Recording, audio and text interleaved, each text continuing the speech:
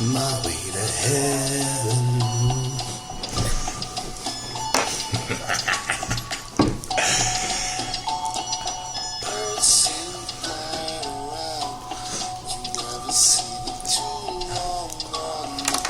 You wanna be one of them. Yeah, you wanna be one of them. Yeah. Alright. Sorry for the dramatic entrance. Just got the inspiration. Cuddy was on the laptop, on some acoustic stuff. And I figured, why not? I'm already weird.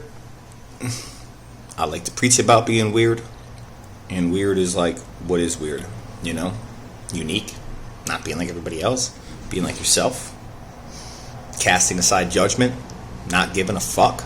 Excuse my language. You know? I encourage people to be weird. Encourage myself to be weird. I guess attraction rather than promotion, right? Anyways. So, you know, man, let's take the show on the road for a second. You know, I got a message last night from a dear friend of mine. And we hadn't spoke in a minute. And we started talking, and he had shared some stuff. Pardon me while I don't completely love myself. Working on it. And he had shared some shit with me about some stuff that he had going on, right? And he found the love of his life. To which I was thrilled to hear about this. He was so happy. He's glowing, right? And like, he had told me that, you know, he met this person and changed his life. And, you know, and in doing that, a couple of his friends, turned their backs on him and said that, you know, his choice, I guess, made them uncomfortable, and they chastised him for it. Called him some really shitty names. And,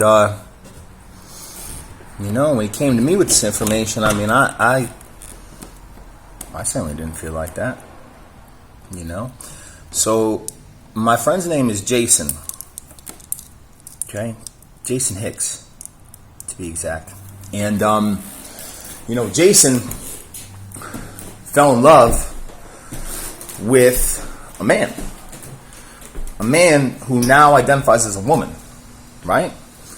And so he had told me, you know, a little bit about the story, and you know, I guess these people that were close to him, you know, it obviously triggered something in them, which I'll get into that part later about what that is, why that happens, and what the basis of that really truly is.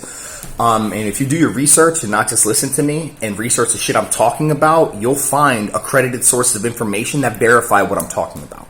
So before you just cast judgment and shame and hate and like come in the comments like sideways, I suggest you do your research, because I will roast you with love, of course. So basically, you know, his friends rolled up on him, started, and I hate this word. I don't really hate much, but I do dislike strongly hate-filled words. Called him a faggot, right? And, you know, proceeded to like really come at him. Now the funny part about this is, right, this is the best part, is Jason dusted these two dudes up, right? I guess they didn't leave him much choice. And I don't condone violence. I don't. Not anymore. I'm just not that guy. But I tell you what, it put a smile on my face thinking that God served out some swift, instant karma through the hands of Jason. And again, I don't condone that. But remember, because people be like, oh, well, Steve, that's not too spiritual. Well, is it or isn't it? You know, because if I remember correctly from the shit that I've learned, when the money changers were taking advantage of the people, taking advantage of them, Jesus went in the temple, as the story goes, and flipped the tables over, which was very un-Jesus, according to what we're told. You know what I'm saying? But shit, that gave me hope. Gave me hope, you know, because I remember Joey Waters, man. I remember when I got sober in 2015. I remember I said to him, I was like, damn, Joe, the only thing that sucks about getting sober is I'll never get to punch somebody in the face again. And he laughed. And he said, that's not necessarily true, Steve. Right? And I was like, oh, there's still hope. Because at the time, I really liked to fight. You know, I thought I did, at least. And, like, I'm not going to go on a tangent about that. But the point being is that sometimes situations occur. You know, you might feel threatened. You might feel there might be an innocent party involved. Somebody trying to hurt somebody. There might be a situation where you might have to do some shit. You know, that's why we keep Steve Rinaldi around, that crazy motherfucker, because you just never know. You just never know. And I preach peace and love, intolerance and understanding, but you just never know. I pray that we never have to be violent, any of us, ever again. And if I had my way, that'd be the way it is. But we live in a complicated world, you know, and not everybody's on the same page. So, back to it, right? So Jason asked me if I would talk about a couple things, and he encouraged me to speak some shit, and so I said, all right, bet. You know, it's my homie, and you know, I love everybody, man. Like, straight up everybody. Like, I don't care who you love, kiss, fuck, suck. It don't matter to me. If you're green, blue, purple, yellow, polka dot, I don't give a fuck if you're an Anunnaki having sex. It don't matter to me. You know? Jay-Z said, what you eat don't make me shit. Right? So, pulled this quote, came to me. He that overcomes himself is greater than he who conquers his city. Now, I believe that quote came from Lao Tzu, or it was paraphrased from Lao Tzu. In the original quote that Lao Tzu said, he who conquers others is strong, but he who conquers himself is mighty. Now, that's some profound shit, okay? So, it's like, if who you love makes you happy, what difference does it make to somebody else? I told you I was going to get into it, and I'm going to get into it, okay? And some of you are going to find this hard to believe. And some of you are going to be triggered by it, and some of you are going to be upset by it, because you're not going to want to accept parts of it. And that's okay, okay? But I urge you to do some research and look into mirrored reality concept, triggers, trauma healing, okay? So,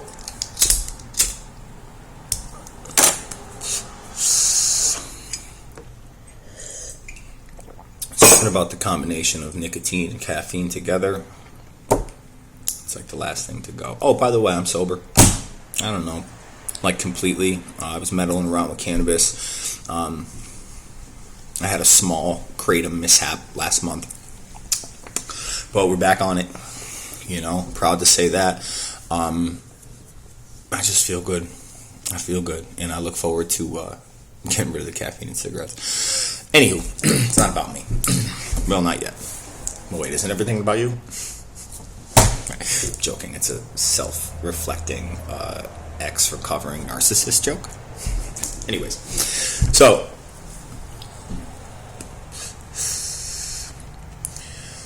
you know, we're all out here just trying to live, trying to love, trying to be happy, pursuit of happiness. Hashtag Will Smith, hashtag Kid Cudi.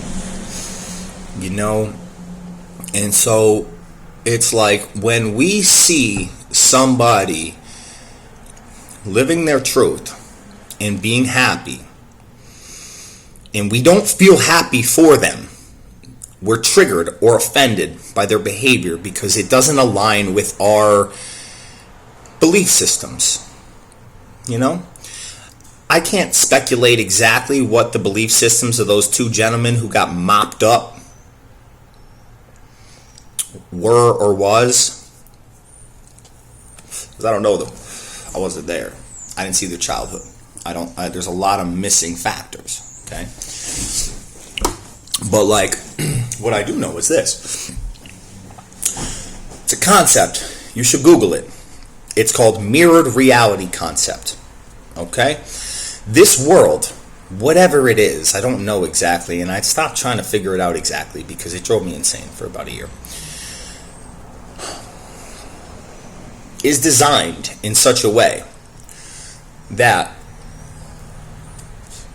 our interpersonal relationships in our environment at times is meant to be triggering.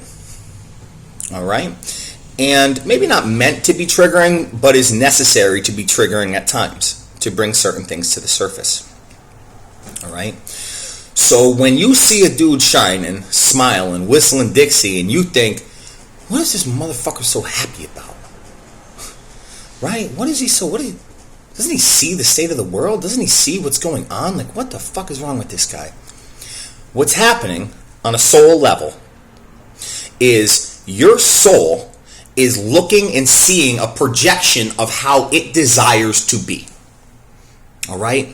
And when there's a disconnect between your consciousness, your conscious thought, and what your soul knows, your inner knowing that you can achieve and obtain, but there's a disconnect. Your brain and self-limiting beliefs and trauma tells you that's not possible for you because you owe so much in child support, because your job sucks, because your girlfriend cheated on you, because you've got a flat tire, because this one did this and this one did that and that one did that and they did that and ba ba ba ba ba ba ba ba. And we're pointing the finger all over. And when we're pointing the finger, there's three pointing back at us.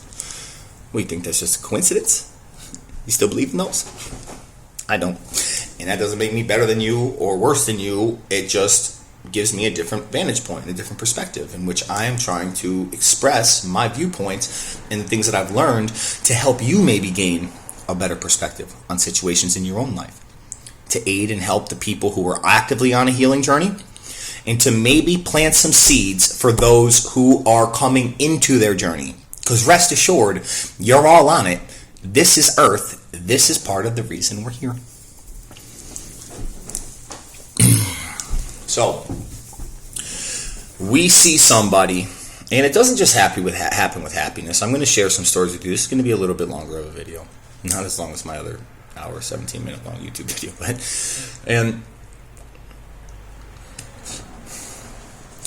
So, our relationships trigger back to us things that are out of alignment with ourself, with our soul frequency, with how we desire to be. How we believe sometimes because of things caretakers told us when we were younger. We're not smart enough. We're not good enough. We're not handsome enough. We're not funny enough. We can't do that. We can't do this. That's all bullshit. Bullshit. Okay? You could do anything. The human mind is way more powerful than I think modern science even understands. We are more powerful than I think science understands. Maybe not. Maybe I'm sure there's people within there that really grasp it for sure. I don't want to degrade science. It's not like that. This isn't like a state versus science thing. Although sometimes I'll be on that shit. Because there's certain things in this world that you can't measure in a beaker. There's certain things that you can't, that like language, which is linear, can't describe. So, anyways, it's like, why were they triggered by him being with a transsexual? Love is love. Love is love. That's what makes Jason happy, and that's what makes his partner happy. What difference does it make? It's probably the happiness, I would say, exuding back to these people, because more than likely there's situations in their life that they're not content with. Maybe they're in a poor relationship. Maybe they're unhappy with their job, and seeing Jason so happy vibrationally is upsetting them. Okay, we all hold a certain frequency. Everything is energy, and when you're in the higher levels of it, i.e. in a better place, happier, shit kind of slides off your back, the people who are not there, it upsets them. It makes them irritated and sad, and that comes out in anger a lot of times. Anger is a secondary emotion. It's not a primary. So it's always covering up sadness typically, but I'm sure there's other things. I'm not a professional in this stuff. I just learned enough to help myself. And now I guess enough to maybe help some of you. I don't know. We'll see what's in the cards, I don't have all the answers. Just have a couple puzzle pieces that I've been collecting. So I'm going to share 2 stories with you, and we're going to wrap it up. About my old shit, right? There was a girl I met before I went to Maine. Her name was Ashley. She was, I want to say, 22, give or take. Gorgeous. Like dime piece, right? And I remember being like, damn, like I was on the hunt for a girl. And because I wasn't okay with me, because I needed somebody to validate me. And when she came into my experience, I was like floored. I was like, shit, dude, this is like the girl of my dreams. And then my best friend from middle school popped into my existence, and I got wished off to Maine to experience all sorts of things and growth and awesome experiences and some not so awesome experiences, but all at the end of it turned a liability into an asset, and now I'm stronger because of it. And that's how this shit works. So when I came back from Maine, kind of broken, I was broken in a couple different ways, but sometimes God has to disassemble us to reassemble us. And whether you might not believe in God, so I don't mean to turn you off by that. The universe, you can call it, energy, whatever you want to call it. If you believe everything's just a coincidence and everything's by accident and we ended up here on this rock and formed all this shit just by chance, then that's okay too. I'm not pushing my beliefs on you, but people get broken down in situations to be rebuilt. It's kind of like how the military does, through basic training. They break you down to reform you the way that they want you to be. I know this because I went through it. And so it's like,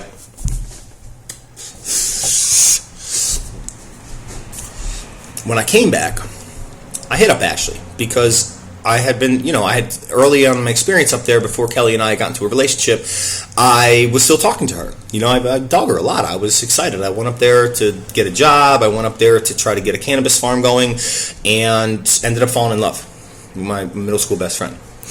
And so when I came back and that dissolved, after, licking my wounds for quite some time, I contacted her. I was like, yo, what's good? And she was like, nice to talk to you. She said, have you followed me on social media? I said, nah. She said, you better go check it out before you talk to me. There's something you need to know. I said, all right, bet. So I went.